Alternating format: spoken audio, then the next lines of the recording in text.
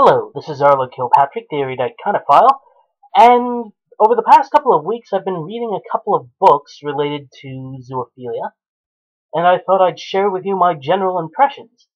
Now, one of them is going to get a more full-fledged dissection later on, as I feel that the information would be useful to anybody who seeks to convince somebody that zoosexuality is an orientation, and that basically zoophilia has lots and lots of data about it. Well, not that much, but more than many people think. So the first book is Midas Dekkers' Dearest Pet. Those of you who've been on the internet for a while may remember Peter Singer's weird review of this on Nerve.com, where basically he said that bestiality wasn't always cruelty to animals, and he got a lot of flack for that. This is the book which did that to him.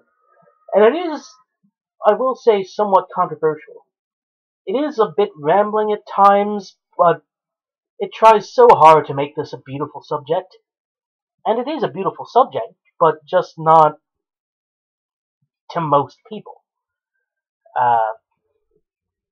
Basically, it's a cultural and historical survey of zoophilia throughout the ages, and to be perfectly honest, a lot of it is really depressing when it comes to actual zoophiles. I mean, a lot of it is essentially long diatribes about how various people in the Middle Ages were caught and were burned at the stake, or strangled, or hanged, or all three. And the animals that they were with were burnt as well. So, anyway. I personally wouldn't recommend Dearest Pet. It's an interesting read, to be sure, and if you're interested in the history of zoophilia, there are a few books that are as well written that go into the topic. But, pretty much, I would give this one a pass if you're just interested in actual data about zoophilia, because to be honest, there's not much about the present in there. There is a lot about the present, however, in the other book that I've been reading.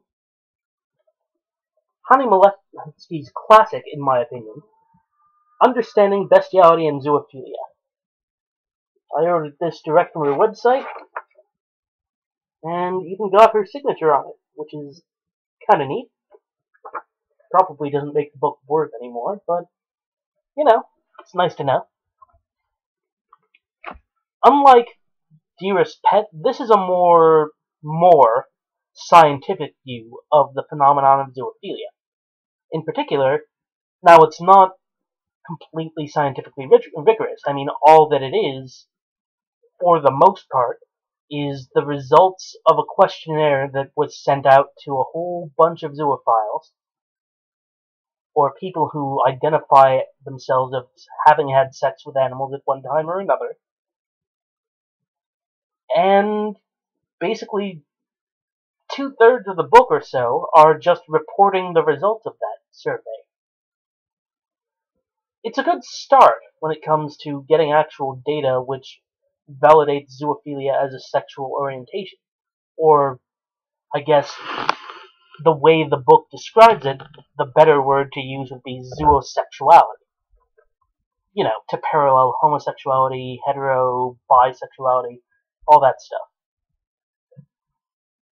So, I'm going to go into more detail on the various results found therein because I think that they're fascinating, and although it's not going to be any substitute for reading the book yourself, which if you're interested in this topic, I would highly recommend Miletski's book,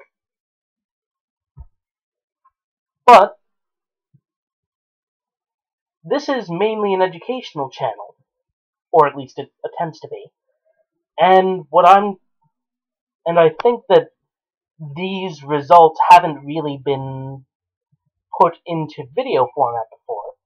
So it should be interesting to see what kind of reactions I get when I'm putting these results up. Again, the work was actually done by Miss Miletski, not by myself, but I'll be packaging the results and doing other videos later on in the month, maybe even into next month, regarding what she found.